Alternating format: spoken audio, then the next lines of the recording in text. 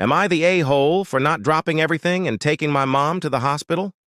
My mother has a long history of health problems. A few years ago, she had a stroke when I was living with her. I rushed her to the hospital, took 2 weeks of my job, and stayed and helped. She ended up being okay with some minor cognitive issues. Well, today she gets a hold of me telling me she thinks she has a blood clot, and I need to drop everything to go down and take her to the hospital. I no longer live with her. I live an hour away. I have no license. I'm currently very sick. I told her to call an ambulance, but she said no. She doesn't like the hospital they'll take her to. It's not a great hospital. She wants me to take her to the one she went to after having her last stroke.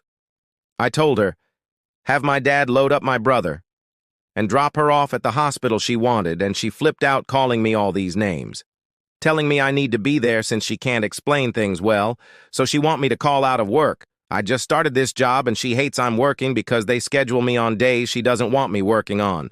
I told her I'll take a lift with money I don't have, $60 one way. She got mad and hung up on me. I have always dropped whatever I was doing to help her, even though she is abusive as flush. She has sent me and my husband to jail over a fake DV claim. She's kicked me out multiple times and has threatened to call the police over anything she doesn't agree with. My husband isn't allowed to go over because he doesn't tolerate how she treats me, and tells her so. She's narcissistic, thinks the world should bend to her will. I'm 34 and don't have a life of my own. She tries to control it. Am I the a-hole for not taking her to the hospital? She has my dad that can take her and an ambulance. She just won't accept that. I can barely move and I have to go to work because I have no coverage and I have a 100-degree fever. I really don't think I'm in the wrong here. She should really call an ambulance and just go to whatever hospital she can get to, or have my dad take her. I shouldn't have to drop everything and drive an hour away with no license, sick as flush, when she has someone who can take her.